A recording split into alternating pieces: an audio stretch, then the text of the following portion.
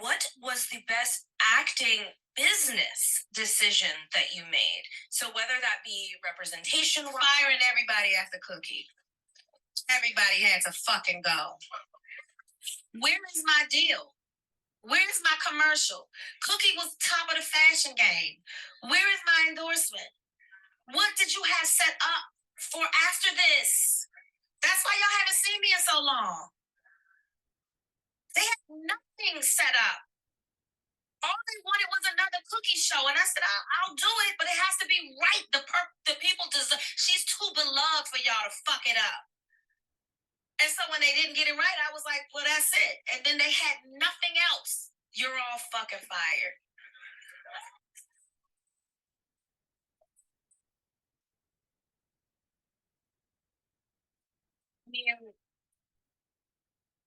I'm gonna say this though. It took me years to get there because I did have a bit of Stockholm syndrome. Baby, it's very real.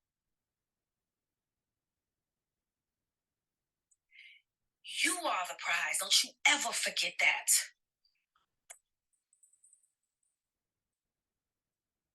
You are the talent. You are their check. Don't ever forget that. They work for you. And if they're not, somebody else will do it. What's up, YouTube? It's your girl, Crystal, and I am not back with another review. Today, I want to talk about something real. I want to discuss Taraji P. Henson letting the chopper sing on this Color Purple tour. You all, I'm sure by now, have within the last 24 to 48 hours, have seen the many clips that's going around with her interview with Gayle King on Sirius XM and this SAG-AFTRA interview that she did. This particular clip that I just played really spoke to me because I've been undervalued too, right? I'm not in Hollywood. So a lot of people think that, well, she's rich and that's rich people problems and things like that. You couldn't be more wrong.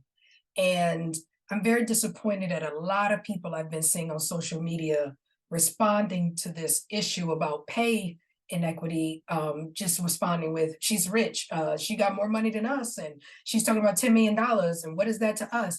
It's not about the money in that essence of how much she's saying. It's about, in all, Black women are being underpaid and undervalued in whatever work they're doing.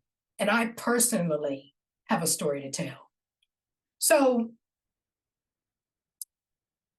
I have been in corporate America since I graduated college in 2009. The latest, and I'm not going to mention any names or anything, but I'm going to just speak in vague terms, but you'll be able to pick up what I'm putting down, hopefully. There was, I was on a job, and I was there at that time for about 3 years, and it was merit time, right? So that's your yearly raise and things like that. As long as you had an email was sent out to the whole company, everyone here will get a 3% merit increase as long as your review was satisfactory. My reviews are always satisfactory, right? Our reviews are usually done in the summer, merit comes in the fall. So it was the fall, and we're all just waiting, you know, to make sure that the merit hits the account and things like that. Someone came to me and pulled me aside one day. I was at work in the afternoon and said, hey, what's going on with your merit? I see, because this person worked in the budget area, so they could see people's merit increases and things like that. Hey, what's going on with your merit? I noticed that you didn't get the same as you such and such on your team. And I was like, what? And that person was like, yeah, I can show you. You didn't get the same. You got lower. You got 2.75. I was so upset. And it was afternoon, so I think I had about 2 more hours left to go to work. So how I handle things, and it may not be the most mature, I shut down, right? So if I'm talkative at first, you know, giggling, laughing, if something upsets me, I immediately just shut down, especially in a place where I know I cannot voice my opinions the way I want, especially in corporate America, because you don't want to be seen as the angry Black woman. So the rest of that afternoon, I didn't really laugh, giggle, talk. I just kind of stayed at my desk and worked. And then, you know, 5 o'clock hits and you go home. I got home, cried, was very upset, didn't understand what was happening. And I'm like, well, maybe this person had the information wrong. I am going to ask for a meeting with my supervisor in the morning. And so that night I had rehearsed it, in your bedroom. And I'm like, all right, I'm gonna say this. And then if they counter with this, and then this and this, you try to play it out how that meeting is gonna go. Didn't sleep much. Next morning I wake up, go to work. And I don't know if my supervisor had a gut feeling or something, but she pulls me into the office. And this, at the time, this was, yeah, my third year, second, technically second year, but third rate, something like that, second or third year. And we had never been put in the office about a merit. It's just, what is gonna be. Um, it's just like an unspoken conversation. But this time she pulled me in and she said, hey, Crystal, I just want you to know that you're getting this. And I said, is there a reason why I'm not getting the full merit? Because I got the email in the inbox, like I can show you. They said everyone company-wide is getting this amount as long as you had a satisfactory review. My review was satisfactory, correct? Yes. I wasn't on a write-up. I wasn't on disciplinary action. I even asked for more work at the time because I was like, well, I think I've kind of maxed out what I do at this level. So let me start shadowing and do other things, learn about what other people in the office do so I can, maybe get more money or a promotion or something. She was like, no. So I'm like, so what happened? And she was like, well, we compared you were compared to other people in the office and they got this. So this is what you're going to get. And then I said, who was I compared to? No answer. It is what, 2023? I still don't have an answer. This happened 3 years ago. She had no answer. So I said, okay, did I do something wrong? Like, let me know so I can maybe work on it so this doesn't happen in the future. Oh no, it was just, management thought that you fit the 2.75 compared to these people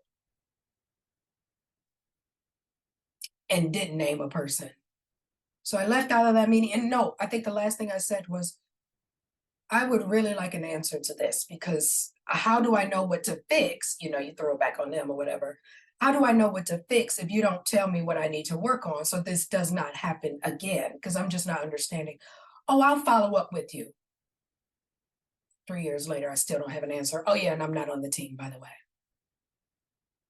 So from then on, I'm a solution-based person. So I'll cry, I'll bitch and moan, of course, but I am solution. So I immediately start looking for jobs. Immediately. Went on a couple interviews, no luck. But then this last position hit, really wanted it.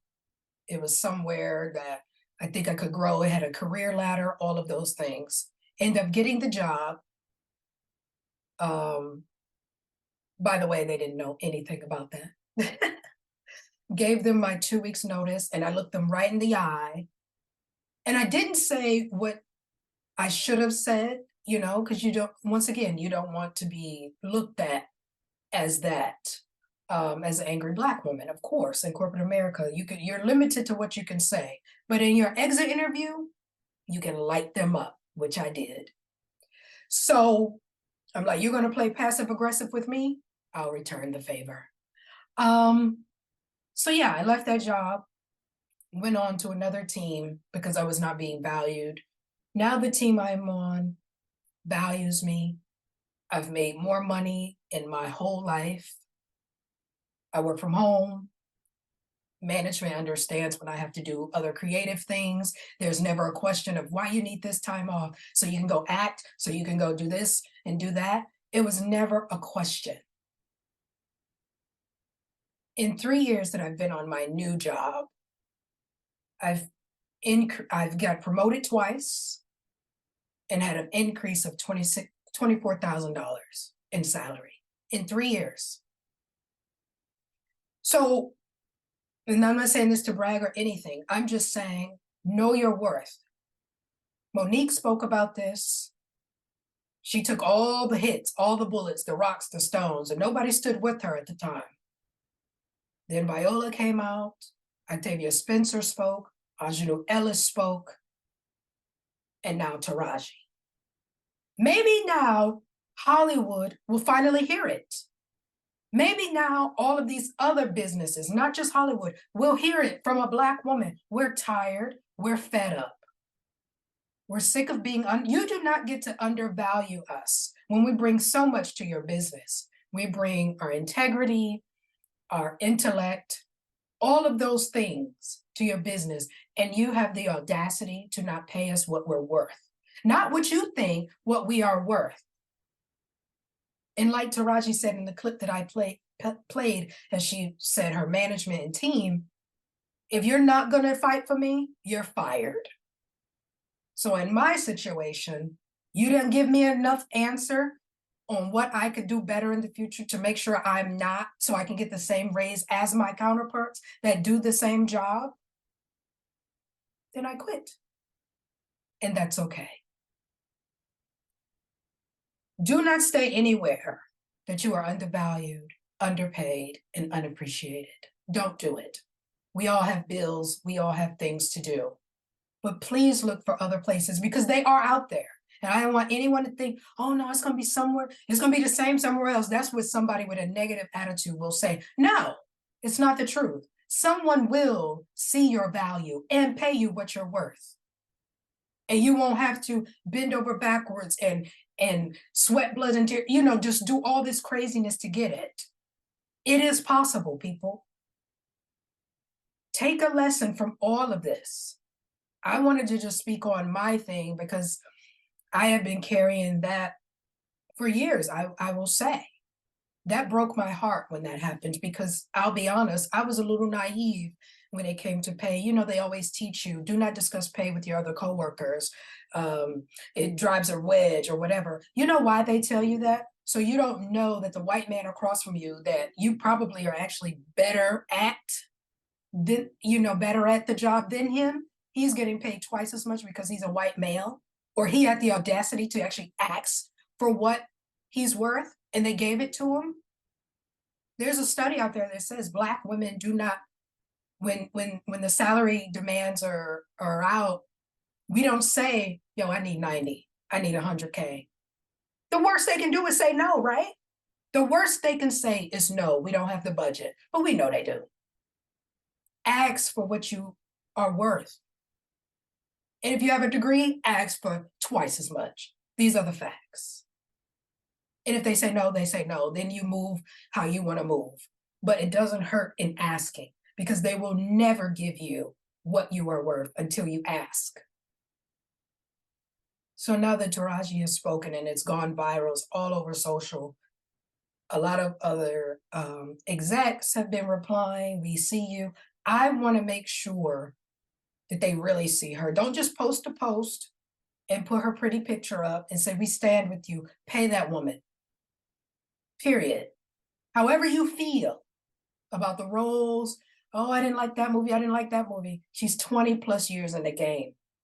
She's an Oscar-nominated actress. These are the facts, whether you like it or not.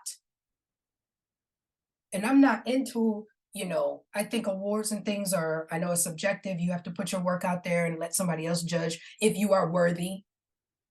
But it's the same thing to me as a degree. If I have a degree, if I went and got my degree, I should be paid more, period. Because I have that next to my name, whether it's bachelor's, master's, PhD, period. Same thing with awards. If you are Oscar nominated, Emmy nominated, Golden Globe, Tony, whatever. And then if you win, double it again. You are an award-winning actress, and she is. You can't take that away from her, no matter how you feel about her roles. She is an award-winning actress. And the standard